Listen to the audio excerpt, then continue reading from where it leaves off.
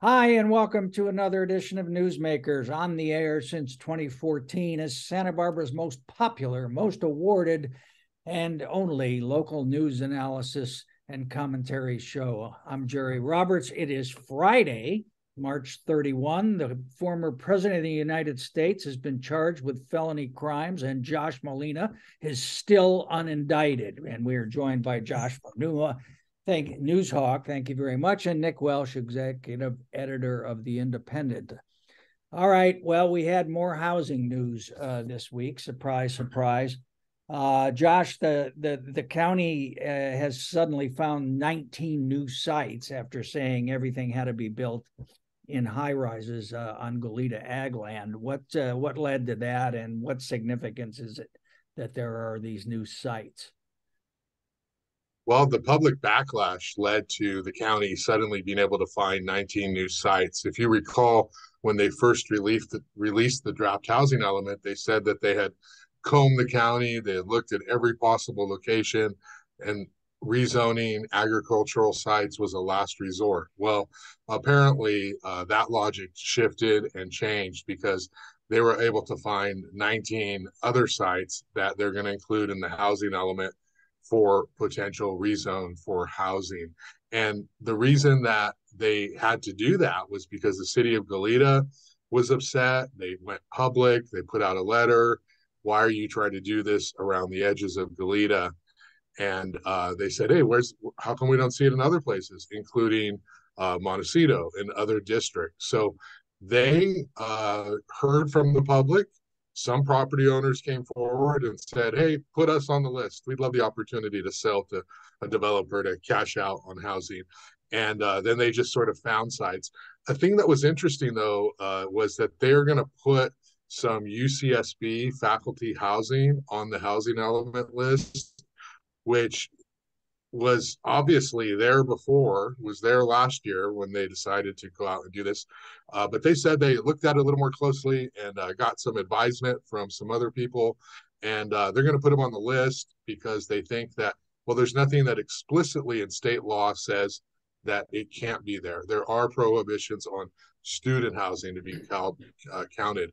So they found those sites. They found a parking lot at Friendship Manor, the Four Seasons Biltmore parking lot. The key was they found 7 Santa Barbara County property locations, which kind of flies in the face of the fact that, oh, we couldn't find anything else. They just decided to put some of their own properties on the list to sort of as a gesture of, okay, we're going to have to look at ourselves in-house as well. So 19 new sites. These new sites total almost half of what they're supposed to build. So what's going to happen on April 5th, on Tuesday, is the Santa Barbara County Board of Supervisors is going to hear about these 19 sites. Lisa Plowman was kind enough to talk with me and I think Gene and maybe some others in the local media about what's to come ahead of the meeting. But this is going to be the first opportunity for the board to talk about these sites. So it's a significant deal. It's a significant shift in direction. And I think it might signal that maybe these ag sites are not going to be part of what's finally on the table at the end. All right, Nick, Nick, I just want to comment on your poodle this week on housing, which everyone must immediately go out and read. We got two. Actually, you have to go online because we had a little snafu in-house. And okay. So if you want to really read what I wrote, you have to read it online. All right, we got capuchin monkeys, we got chimpanzees, cucumbers, grapes, Ronald Reagan, Marie Antoinette, and a vicious personal attack on golfers and their attire.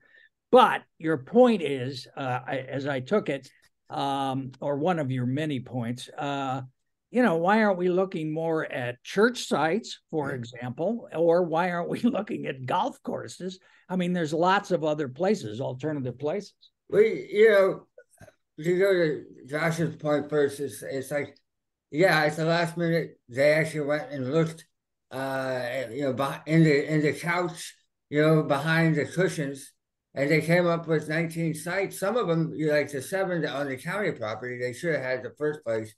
And that you can actually build for real affordable housing since the county owns the land free and clear.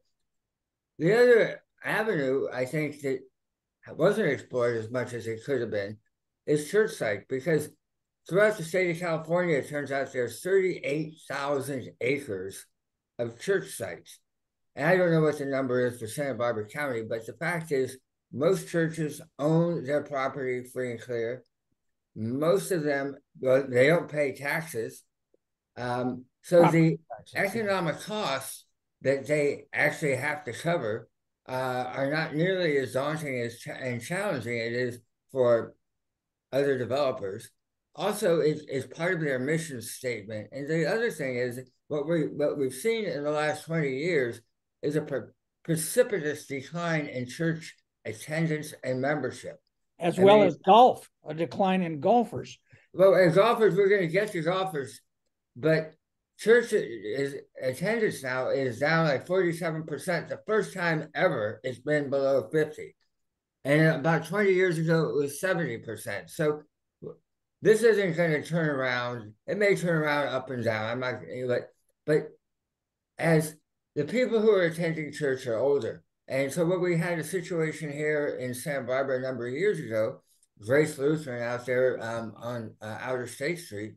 Then Representative Lois Capps' church. Yeah, we're getting older. The younger generation isn't filling the gaps. We've got this land. They made a deal with the Housing Authority.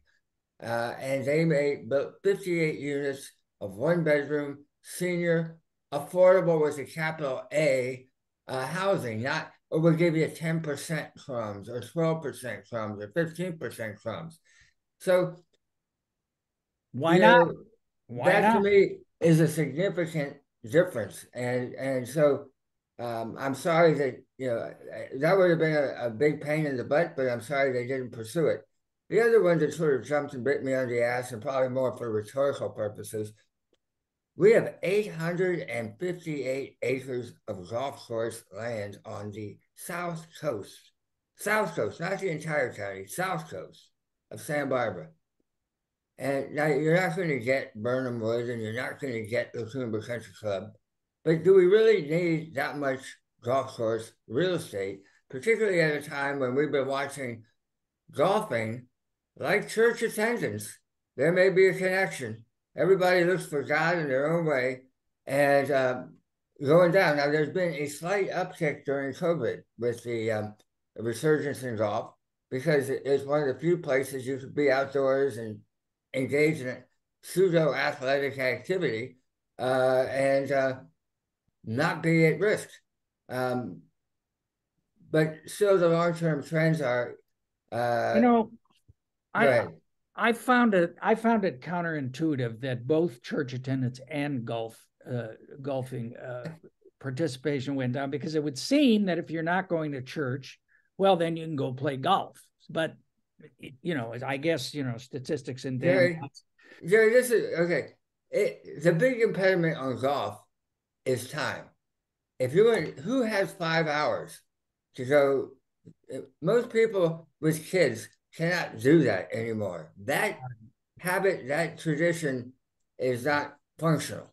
All right. Hey, Josh, is it true that the vast majority of all these sites are on the South Coast and not in North County? It is true.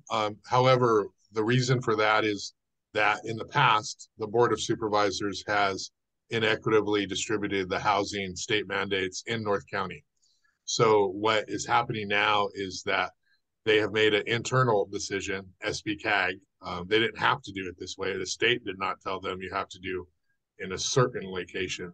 SBCAG board said, we're going to divide it up and we're going to put more sites in the South County because we have this, South County has this reputation for wanting to, dump all the development in Santa Maria. And so that's the difference. Yeah. But is it not the case that Lisa Plowman, when she left county service in 2006 as the deputy planning director, then went to work for a major developer for 17 years, which has $75 million worth of contracts at the moment, in part because of her frustration that the supervisors would not build things on the South Coast, and now has returned because that's kind of turned around, and now she's just dying to build. Well, I can tell you, Jerry, in my covering of the housing element for Santa Barbara County, I have unearthed more conspiracy theories than could ever be showed on the History Channel involving ancient aliens. There are so many conspiracy theories about all these different players. But she is a developer, isn't she? Just, I mean, well, I mean, the thinking was that, you know, she was in this position before she went and left. She worked, I think, for RHM Design, an architectural firm, and then she came back and was handpicked to lead this housing development charge. The conspiracy theory that I've heard was that Doss Williams recruited her to lead this charge. And, you know, I don't know about that. I haven't reported on that, but I've certainly maybe run into the same people you talked to, Jerry, and have heard some of that as well. So there's a feeling that there's an agenda here. And so when the county came out with the first draft element, it was kind of an outrageous first effort, regardless of what they're going to say or how they're going to defend it. And we're in a much better place now after they were told, no, you can't do it this way. Ultimately, the Board of Supervisors will have the final say. So who knows? But definitely the public backlash and feedback has made this a better process that should have been better from the outset, but it is what it is. Jerry, we got to move on. I find it touching. Let me just ask you, true or false, Lisa Plowman is a mole for developers in the county planning department? False. Jerry, Wrong. I still have to talk to her, Jerry, so I'm not answering that. I know. It's been sort of well known Lisa is a housing advocate and has been an affordable housing advocate. And guess what? We've needed housing for how long? But the real question is, what kind of housing, how much affordable housing, where are we going to put it? Obviously, we need housing, but are we going to have to give away the store to get a few crumbs back? Or are we actually going to get housing? Yeah. And I'll just add that I do not buy, I call BS on any supervisor or planner who says we need housing, because we can't lose another generation of people who can't afford to live here, when that supervisor or those individuals have been in office for 20 years and have directly created the problem that we're in. Right. And Nick's point is, yes, we need housing, but none of this housing is affordable. The 685 units at La Cumbre Plaza, 54 are affordable. I'm, moderate income affordable, so not affordable. Just like the cannabis ordinance. The whole thing. Okay, Jerry, you're like so singing. Get a new song. Here's a new song for you. If stop beating up on cannabis, that's boring. Let's talk about the redevelopment agency. No, I'm talking about. Stop. Here's what this is the point. I'm talking about these know-it-all geniuses in office who are social engineers who are going to remake the world to be perfect, and all they do is produce vast amounts of toxic, unintended consequences. Jerry, and that's what happens with being a human being. I'm telling you, that's what's going to happen with housing. All right, let's move on. Nick, you presciently predicted last year on this very show that there would be a surge in the request for concealed carry gun permits because of the Clarence Thomas-led Supreme Court decision, basically saying none of us will be safe until all of us are armed. And in fact, that is what has happened. What's the latest on that? Well, it's happened nationwide, statewide, and in Santa Barbara County. Santa Barbara County Sheriff Bill Brown has been very proud of the fact that he's stingy in passing out concealed weapons permits. And, he has, in the past, before Clarence Thomas came along, said, you need to make a case that you actually have a special need, that you need this extra protection, that you need to go out strapped and carrying. And, if you're a jewelry salesman, if you're a judge, you might be able to make that case. Clarence Thomas came around and said, well, there was nothing about that in the Constitution when it was first written. And in fact, the only kind of weapon control that we could support would be pitchfork control. So the whole idea that you need to show a special need is out the window. And so Bill Brown, the numbers have gone up. And I wish 300. I think you reported 300. Yeah, 300. And, you still have to jump through hoops. You still have to be interviewed by Bill Brown. You still have to take a battery test. You have to have people attest to your good moral fiber, which sounds a little funny. But the numbers have gone up, I think, by 95. They're so 95 more. Both for requests and for granting the permits? Well, there obviously have been a lot more requests, but there's been a spike there. I think there's 95 more people carrying concealed weapons permits now than there were then. I should remember those numbers. I don't, but they're in the paper. Large. They're in the paper. Overwhelming number. We'll read the paper if you don't know. Yeah, I'll read the paper I wrote. Not you. No, I'm talking to our 3 viewers. All right. Well, that does not make me feel safe. In fact, I will count it as more evidence of the looming human extinction event in which we are all trying to survive. All right, Josh, the Earl Warren Showgrounds. I love it. Management this week announced a new mission statement, and I am here to tell you that the members of the Responsible Equestrian Community are up in arms about this, having raised hundreds of thousands of dollars to improve the operations for the purpose for which Earl Warren was intended, i.e. equine related. And here we are, the word equine horse appears nowhere in the mission statement. Jerry, I spent several hours in the car with my teenage son using a lot of words that I don't understand. And one of the words he used was binary while we were talking about a variety of decision-making choices. Oh, okay. So, Jerry, I'm going to say to you, it's not a binary change here. It's not a binary situation. It's not horses or youth sports fields. It can be both. And that is what Earl Warren Showgrounds is trying to say. And I have an inbox full of emails from equestrian people and responsible equestrian individuals in the community who just told me that I am biased because of my story and because how could I leave this out? How could I miss all this stuff? And what I say— Are they talking about the money they raised?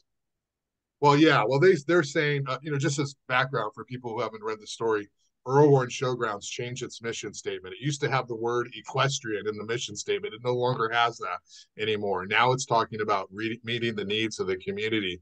In other words, they want to open it up to Friday Night Lights. They want to open it up to lacrosse. They wanted to open it up to Santa Barbara Soccer Club and other individuals. You're missing the big story. Pickleball. Yes, and pickleball. Okay. This is the pickleball conspiracy. You want a conspiracy, Jerry? This is it. It's a pickleball Uber Alice movement.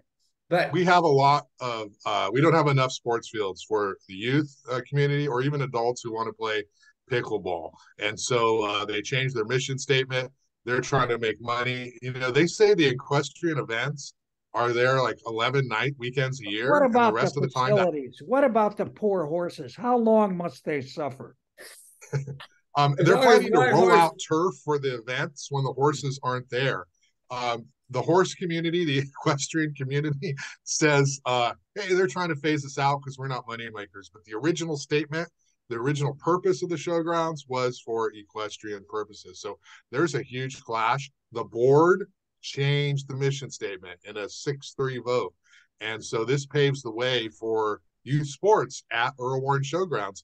And yes, Jerry, the equestrian people are outraged. Yeah, and part of the reason they're outraged is that Mary Rose, one of the top political consultants in town, who's on that board, and also a member of the equestrian community, put forth a very simple amendment that the words equestrian and equine be included in there, and she was voted down. What signal does that send, Nick? Well, I was surprised by that as well, because it did seem that was pretty innocuous, no? Innocuous, and it would open the door to other things. I think that my hunch is that the equine universe is very adamant, and they've been banging on the gates, and they've been saying you can't change things for a very long time, and they've been very resistant to change because they are very much rooted in the fact that this was built for them originally. And I think that they probably created a backlash, amongst people. Certainly, I'm guessing the new director there, who's been trying to figure out how to make that place economically sustainable, keep the pipes from bursting, and get buy-in from the equine crowd. And I think this was sort of a personal blowback, is how I took it, against them. Because you could easily have had we're going to acknowledge the equine, but we're opening both and. Why not both and? Why not put it in? I think that they wore out their welcome by being resistant for many years. Well, I think that the other side has really upped the paranoia level by not doing that. I agree. I think that based on my firsthand reporting. Yeah, I think they could have cut that baby in half. Yeah. Okay, I agree. All right. Jerry, you're going to change your mind incredibly when you're at Earl Warren Showgrounds watching all your grandkids play all these youth sports. You're going to be like, why didn't they do this sooner? So, oh no, you can do both. I was at Earl Warren Showground not that long ago, taking my grandkids to the monster truck rally, which was fabulous. Except I said, "Oh, let's sit close," and then you get hit in the head with mud when it happens. But anyway. Here's the thing: I talk to people who say, "Oh, I saw Led Zeppelin at Earl Warren." Earl Warren used to be programmed in a really dynamic way. There was lots of music. I'm not really sure what happened, why all of a sudden it just became such a dead zone, but it really is a dead zone. Well, okay. All right. More evidence that the end is nigh. Nick, fentanyl overdoses up 300% in the county over the last year. Yeah, it's it is amazing the number of overdose deaths. I mean, when I went recently to get my wife's ashes from the crematorium society, the guy there told me, he said 1 out of 4 people that we are processing died of overdoses. Wow. Now, again, that is an anecdotal, not verified statistic, but he goes 1 out of 4. And he was very adamant. And, you can't take cocaine. You can't take methamphetamine. You can't even smoke pot without worrying that it's been laced with fentanyl. And, it doesn't take much fentanyl to knock you out and to send you off on a one-way trip. And we're seeing it. And, about the only drug you can take safely without worrying about fentanyl intrusion is LSD, or probably ketamine. Ketamine, for sure. But it's crazy. And, fentanyl is highly addictive and highly potent. And I guess the high is really good too. But the silver lining in your story was with Narcan, how effective it's been in preventing some overdoses, and also now it's freely available. Yeah, FDA just said you can get it over the counter. You don't need a prescription. You can just ask for it over the counter. And I know Salud Carbajal, our Congress member, was advocating for that. Bill Brown, our sheriff, is like saying this stuff is a miracle drug. It's safe, it works, it's effective. And really the most dramatic numbers, like 400 people in the last year, I think, were brought back with Narcan. So the numbers of the overdose deaths were dramatic, but the number of people who were brought back from the brink was even more dramatic. Yeah. All right. Real quick, Melinda's story about which I read first in the Independent this week because I fell asleep because she won't allow publication till midnight because of your deadlines, and I fell asleep and couldn't push the button on mine, so I was a day behind. Be that as it may, that the Concerned Carpentarians group has asked the state auditor to audit our various cannabis machinations as part of a resolution passed by the Joint Audit Committee. Jerry, did you write that press release? No, I didn't. No, I did not. But I thought the most amusing part of her story were the reaction quotes from Doss and Steve Lavanino, because Doss says that, I know this local group will disparage me forever. Yeah, it's all about him, isn't it? Really, but Jerry, you made it all about him. Jerry, it's all about him. What about poor him? Oh, you've made it all about him. And then he says, I helped write the ordinance in the manner I believe to be best to allow farms to prosper in order to hurt the black market. Baloney. That's not what it was. As the grand jury says, that the first thing on the list was develop a robust and economically viable legal cannabis. And it wasn't until number 8 or number 10 that he even mentioned criminal activity. And then Steve, like, Jerry, it's too bad Lent is almost over and Easter is soon upon us, because you really should have given this up for Lent. It's just you beat this dead horse. It's Passover for me. Didn't I tell you my genealogical discovery? And then Steve says, because we're gonna fund flood control with all these revenues. Baloney, as Lanny Ebenstein points out in your very newspaper, Nick. The net on the cannabis project this year is less than $500,000, but there's 30 people employed. However, enough of that. We've had good days and we've had bad days, Jerry. Man, yeah, the market will go up and down. Yeah. Which Jerry, one thing, and just to reel it in a little bit, what you're saying, what's disappointing is there's 2 layers that the elected officials and politicians jump up and down from.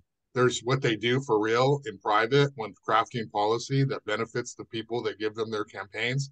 That's who they really are. What they say in sound bites to people in the media is what they hope people who are casually observing see and read and think that's the truth. But those quotes, he's victimizing himself. He's making it look like he's the victim for trying to do something that has dramatically hurt lots of people in CARP, in the community, and the financial benefits are not there. They could be there later. But I've read articles where the black market has thrived because of this policy, because it's so expensive, and so people are getting it in other ways. So I just want to know you can't trust them. Unintended consequences. I mean, if I know so many people who they say, I'm not going to buy from a dispensary, it's twice as expensive. So, I mean, what's happened is you created this legal market and you put all these regulations and restrictions on it to be safe and to make sure that you can know where it is, and you've made it twice as expensive. And there's this massive glut throughout the state. Jerry, you're not smoking enough. Not You're not doing your part. I can't smoke anymore. I put in my 25 years and got out. Okay, what do you got coming up, Josh, on the podcast? I know Laura Capps is on there now talking about housing and poverty and other things. Who's next? Incredible interview with Laura Capps. She was very complimentary. You didn't come to blows, remarkably. No, it was a new era. So we're gonna see how that goes. I've been on vacation this week, Jerry, so I'm still in intense negotiations with my next podcast guest. So I'll have to keep you surprised. All right, Nick, what's going on at the Independent? What's on the cover coming up? Jerry, if I told you that, it has to inflict bodily harm. and I don't want to have to do that. Well, kudos on the summer camps, because that is, I think, the most useful cover that It is by far the single most you need to put it out. utilitarian. You need to put it out in February, I because get calls in January from people offering to bribe me for inside information.